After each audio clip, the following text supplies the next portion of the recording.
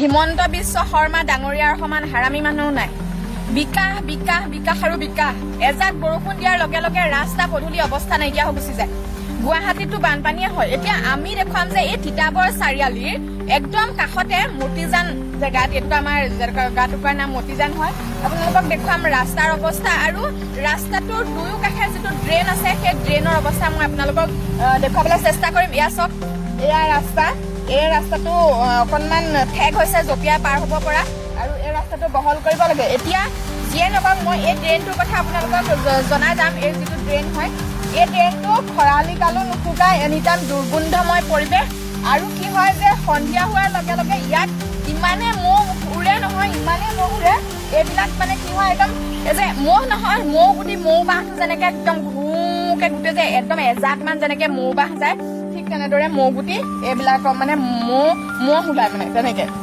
আৰু আমাৰ একদম ঘৰৰ কাষতে মানে একদম ঘৰৰ ফালেও এই মহখিনি যায়, আৰু ইয়াত মানে মহৰ উৎপাতটো বেছি, মানে প্ৰকোপটো বেছি। আৰু ৰাস্তাটোৰ কথাটো ক'বই নালাগে। ৰাস্তাটো মই আপোনালোকক জনাইছো যে বহুত ঠেক হৈ আছে, ৰাস্তাটো বহল কৰিব লাগে। এতিয়া কথাটো হৈছে কি যে এই ড্ৰেইনটোৰ পৰা যে দুৰ্গন্ধ ওলাইছে, এই ড্ৰেইনটোৰ পৰা যে দুৰ্গন্ধ ওলাইছে, আৰু যে ইয়াৰ পানীখিনি যে নুশুকায়, কি কাৰণে? ইয়াত জাবৰ জোথৰ বহুত বেছি আছে। এতিয়া মই যে আপোনালোকক ক'লো যে হিমন্ত বিশ্ব শৰ্মাৰ সমান হাৰামী মানুহ নাই। এতিয়া কথাটো হ'ল কি, এই ড্ৰেইনটোৰ যে পানীখিনি যে পাছ হৈ নাযায়, ইয়াত যে এই ড্ৰেইনটোত যে পানীখিনি জমা হৈ থাকে, এই ড্ৰেইনকেইটাত হিমন্ত বিশ্ব শৰ্মাই জাবৰ পেলাইহি নে পিতেকে পেলাইহি নে তেওঁৰ মানুহজনীয়ে পেলাইহি নে জীয়েকে পেলাইহি নে হিমন্ত বিশ্ব শৰ্মাৰ অঙহী বঙহীবিলাকে এই ড্ৰেইনবিলাকত জাবৰ পেলাইহি, যিটো কাৰণে এই জাবৰখিনি গুচি নাযায়।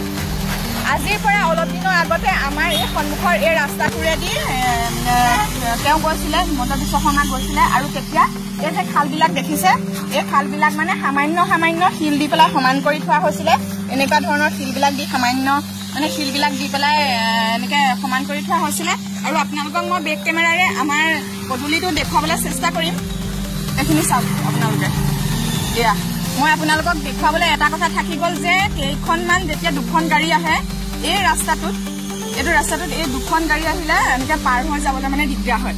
এতিয়া এটা কথা আপোনালোকক স্পষ্ট কৰি জনাই দিওঁ যে আমি প্ৰত্যেকটো ক্ষেত্ৰত যে হিমন্ত বিশ্ব শৰ্মা জগৰীয়া বুলি যে আমি কৈ থাকো, এতিয়া কথাটো হ'ল কি, আমি যদি নিজে হাতে কামে নালাগো,